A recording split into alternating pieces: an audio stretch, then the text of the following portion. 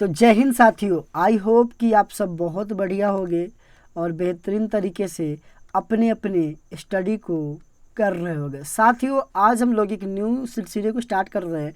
149 तो देखेंगे, लेकिन थोड़ा सा पहले उसके पहले थोड़ा सा जानकारियाँ ले लेते हैं पास्ट परफेक्ट टेंस के बारे में। कह रहा है कि पास्ट परफेक्ट टेंस की क्रिया की बनावट क्या होती है, हैड प्लस V3 लगाते हैं, यानी कि V3 का अर्थ है क्रिया का पास्ट पार्टिसिपल रूप लगाना। ठीक है, जैसे फर्स्ट पर्सन में जैसे आई हैड, सब में हैड ही लगेगा। ठीक है, वी हैड, ये देख लेना मेरे को, ये बताने के मेरे लिए नहीं आया हूँ, मैं कुछ और पढ़ाने के आया हूँ, वो यहाँ पे मिलेगा। ठीक है, ये सब आप देख लेना, रोगी के आने के पहले मैं इसका ट्रिक सिखा दूँगा। देखो, चलो मैं बता ही देता हूँ, तो कहोगे सर पैसे भाग रहे हैं। देखो यहाँ पे दे रहा है, कह रहा है कि some rules of past perfect tense. Past perfect tense के कुछ और प्रयोग कह रहा है कि यदि भूतकाल में दो कार्य हुए हो, कितने कार्य, दो काम, एक कार्य दूसरे कार्य के पहले पूर्ण रूपेण समाप्त हो गया, यानी कि पूर्ण रूप से समाप्त हो गया, तो पहले समाप्त होने वाले कार्य के लिए पास्ट परफेक्ट टेंस की क्रिया का प्रयोग करेंगे, तथा बाद में समाप्त होने वाले के लिए पास्ट इंडेफिनिट टेंस का प्रयोग किया जाता है। जैसे देखो, डॉक्टर आने के पहले रोगी मर चुका था, तो पहले कौन सा काम हुआ, रोगी का मरना, तो रोगी किससे बनाएंगे, पास्ट परफेक्ट में। बाद में कौन आया, डॉक्टर, तो इसको बनाएंगे सिंपल पास्ट में। ठीक है, तो कैसे बनाओगे साथियों, देखो कहीं दिया होगा, पहले तो रोगी मर चुका, तो रोगी क्या बनाओगे, the patient had dead before, फिर कौन है उसके बाद, डॉक्टर है, तो डॉक्टर किससे बनाएंगे, सिंपल पास्ट, तो द डॉक्टर केम। अब इसको पढ़ लेते हैं कि इस वाक्य में स्पष्ट है कि भूतकाल में दो कार्य हुए हैं, ए में रोगी का मरना तथा बी में डॉक्टर का आना। रोगी का मरना पहले संपन्न हुआ था, इसको पास्ट परफेक्ट टेंस की क्रिया का प्रयोग होगा, और डॉक्टर का आना बाद में संपन्न हुआ था, इसके लिए पास्ट इंडेफिनिट टेंस का क्रिया का प्रयोग होगा। इस प्रकार वाक्य का अनुवाद ऐसे होगा। मैंने ये चीज़ आपको समझा ही दिया अभी जस्ट, कि जो पहले हुआ होगा उसे किससे बना देना हुआ, बताओ किससे बना दोगे, पास्ट परफेक्ट में, जो बाद में हुआ होगा बताओ सिंपल पास्ट में। इसमें ज़्यादा कुछ नहीं है बच्चों, मैं भी जब तुम्हारे जैसा था ना, तो मैं जहाँ पढ़ता था वहाँ भी दिक्कतें होती थी, मेरे को भी डाउट होता था। अरे तो पुलिस के आने के पहले चोर भाग गया, पहले चोर भागा है, चोर का बनाओ, the thief had failed away, किसके आने के पहले, पुलिस के आने के बिफोर द पुलिस केम। अगला, घंटी बजने के पहले मैं स्कूल पहुँच चुका था, तो पहले काम पहुँचना हुआ, तो I had reach the school, चाहे रीच द स्कूल, कहाँ पे जी, पहुँचने के पहले, कहाँ, घंटी बजने के पहले, तो बिफोर द बेल रिंग। जब मैं स्कूल पहुंचा तो घंटी बज चुकी थी, तो पहले घंटी बजा है तब मैं स्कूल पहुंचा हूँ। कह रहा, समझ रहे हो ना, तो समझो।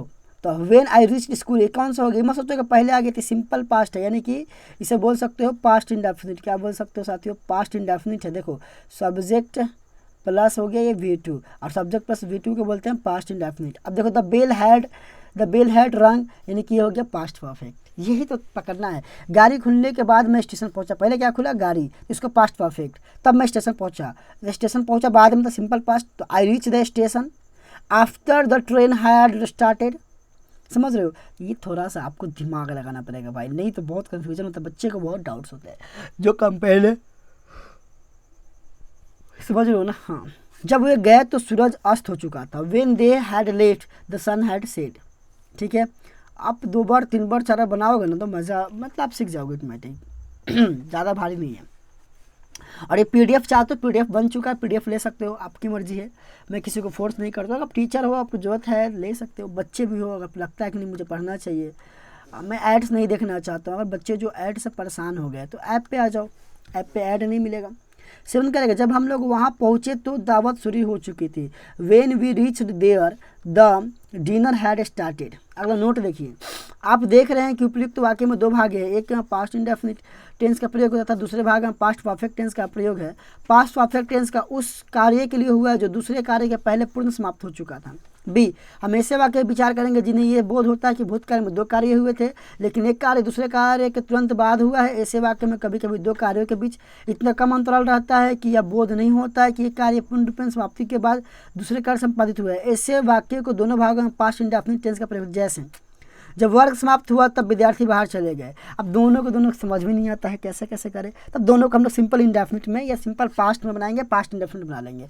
तो when the class ended the student went out, ये एडवांस पार्ट है, ये एडवांस पार्ट हो गया भाई, ये एडवांस हो गया मेरे हिसाब से।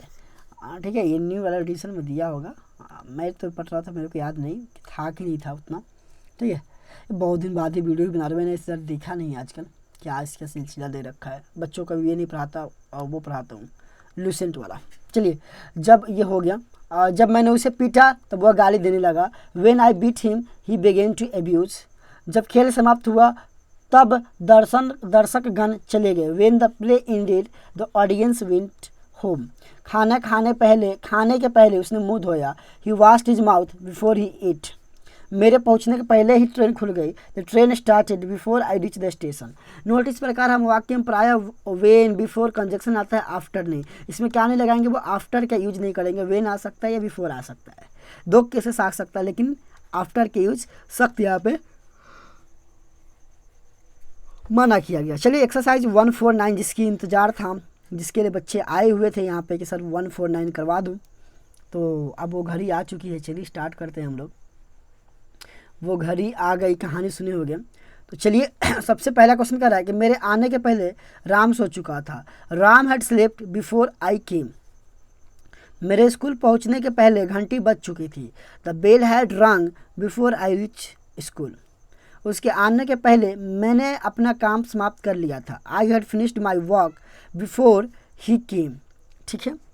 अगला, डॉक्टर के आने के पहले रोगी मर चुका था। डॉक्टर के आने के पहले रोगी मर चुका था। The patient had dead before the doctor केम।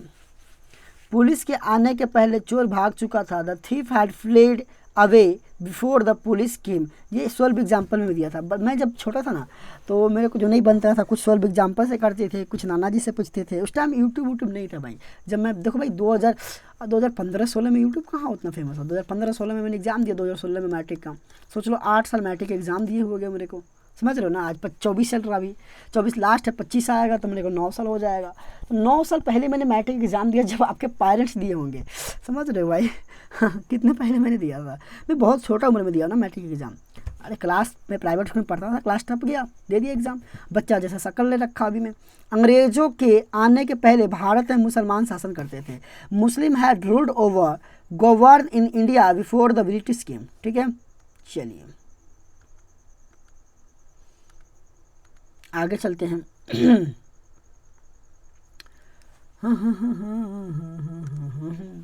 जब मैं स्कूल पहुंचा तो घंटी बज चुकी थी। When I reached school, the bell had rung. तुम्हारे आने के बाद मैं गया। I went after you had come. सूर्य निकलने के बाद मैं रवाना हुआ। I started after the sun had come out. I started after the sun had come out. गाड़ी खुलने के बाद मैं स्टेशन पहुंचा। I reached the station after the train had started.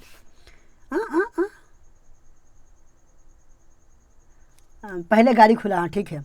वर्षा रुकने के बाद मैं घर पहुंचा। I reached home after the rain stopped. ठीक है, चलिए। और इसकी PDF ले लीजिएगा, अगर लगे आपको, लोग आप साथियों को तो ले लीजिएगा। मेरे हिसाब से तो ले ही लेना चाहिए, आपको काम आएगा। ये ऐड वेड परेशान करते होंगे भाई साहब, लेकिन मैं भी लोग तो मजबूर हूँ। पैसा कहाँ से आएगा, यही से तो आएगा ना। वर्षा रुकने के बाद मैं घर पहुंचा। I reached home after the train stopped. रोगी के मरने के बाद डॉक्टर पहुंचा। The doctor reached after the patient had dead. मैं स्कूल पहुंचा लेकिन घंटी बज चुकी थी। I reached school but the bell had rang. वह आया परंतु उसकी पत्नी पहले ही चली गई। He came but his wife had already gone.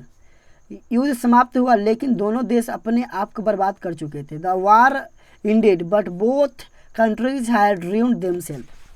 Police आई परंतु चोर तो पहले ही भाग चुका था। Police came but the thief had already fled away. ठीक है, खाने से के पहले उसने मुंह धोया। He washed his mouth before he eight.